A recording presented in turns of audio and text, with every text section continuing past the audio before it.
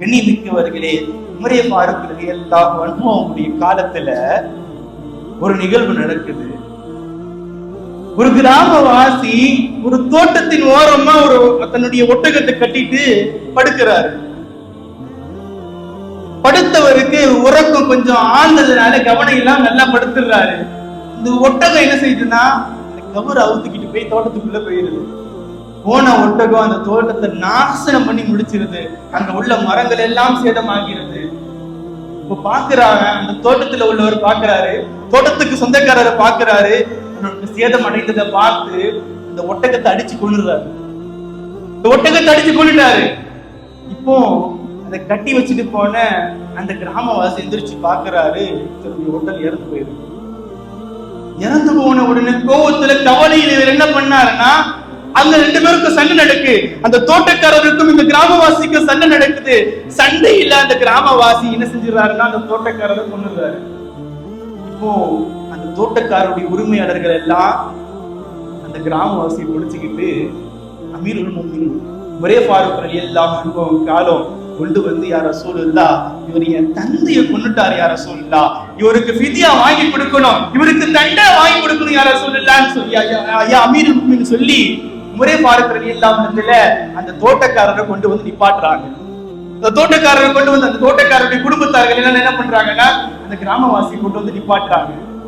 நிப்பாட்டின உடனே உமரே ஃபாரூக் ரலியல்லாஹு அன்ஹு கேட்டாங்க, ஏன் கொன்னீங்க, எதனால கொன்னீங்கன்னு கேட்டாங்க.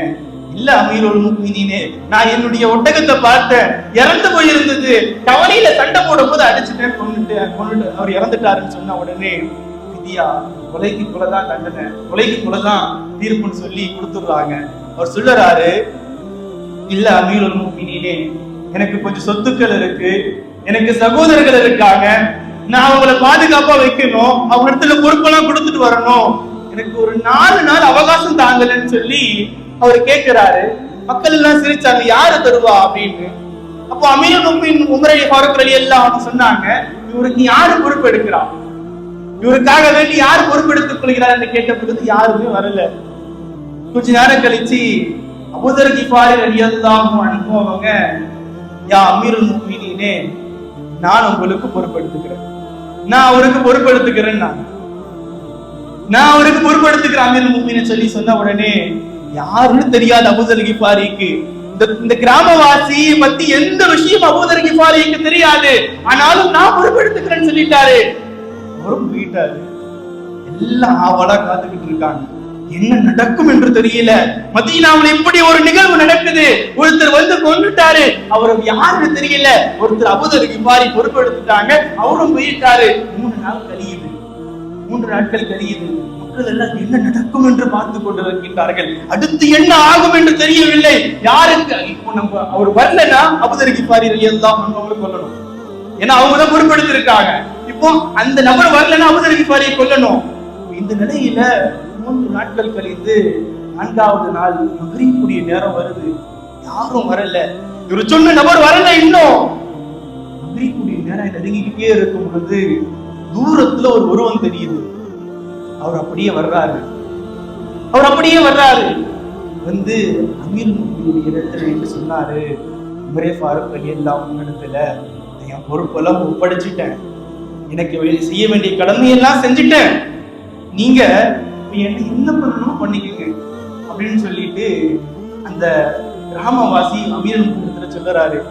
பார்த்த உடனே உமர் ரலியல்லாஹு அன்ஹு கேட்டாங்க, ஏப்பா உன்னதான் விட்டுட்டோம்ல, நீ ஓடி போயிருக்கலாம்ல, ஏன் திரும்ப வந்த, உன்னை யாரும் கேட்க போறது இல்ல, உன்னுடைய வீடு தெரியாது, யாரும் தெரியாது, நீ ஓடி இருந்தா ஒண்ணும் தெரியாதுன்னு சொல்லி கேட்கும் பொழுது அவர் சொன்னாரு, நான் ஓடிட்டேன்னா வாக்குறுதி நிறைவேற்ற முடியாம போயிடும், மக்களிடத்துல உருவாயிடும், மக்களிடத்துல வாக்குறுதி கொடுத்து விட்டு நிறைவேற்ற முடியாமல் போய்விடும், அதனாலதான் வந்துட்டுன்னு சொன்னாங்க. அபூதர் கிஃபாரி ரலியல்லாஹு அன்ஹு கிட்ட உமர் ஃபாரூக் ரலியல்லாஹு கேட்டாங்க, அபூதர் கிஃபாரி, நீங்க எப்படி அவங்களுக்கு பொறுப்பெடுத்துக்கிட்டீங்க? ஏன்னா யாருன்னு தெரியாது, அவரு அந்த கிராமவாசியை பத்தி எந்த செய்தியும் கிடையாது. அப்படி இருக்கு, நீங்க எப்படி பொறுப்பெடுத்துக்கிட்டீங்கன்னு சொன்ன பொழுது மக்களிடத்துல நியாயம் இல்லாம போயிடும், மக்களிடத்துல இந்த மாதிரி யாராவது பொறுப்பு எடுப்பாங்களா, அந்த இறக்கம் இல்லாம போயிடும், அதனாலதான் நான் பொறுப்பெடுத்துக்கிட்டேன்னு சொன்ன உடனே இந்த நிகழ்வை எல்லாம் அந்த அந்த பாதிக்கப்பட்ட வீட்டில் உள்ளவர்கள் எல்லாம் பார்த்துக்கிட்டு இருக்காங்க. நடக்கிற விஷயத்த அந்த பாதிக்கப்பட்ட வீட்டில் உள்ளவங்க எல்லாம் பார்த்துக்கிட்டு இருக்காங்க. பார்த்தவொன்னு சொன்னாங்க, வேண்டாம், கொல்லணும்னு கூட்டு வந்தவங்க, அவரை கொல்லணும்னு கூட்டு வந்தவங்க சொல்லுறாங்க, வேண்டாம், நாங்க கொல்லல, விட்டுருவோம், மன்னிச்சு விட்டுருந்தாங்க, மன்னிச்சு விட்டுருந்தாங்க.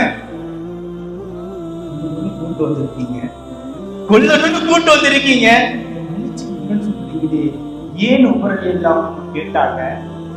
அவங்க சொன்னாங்க, மக்கள் இடத்துல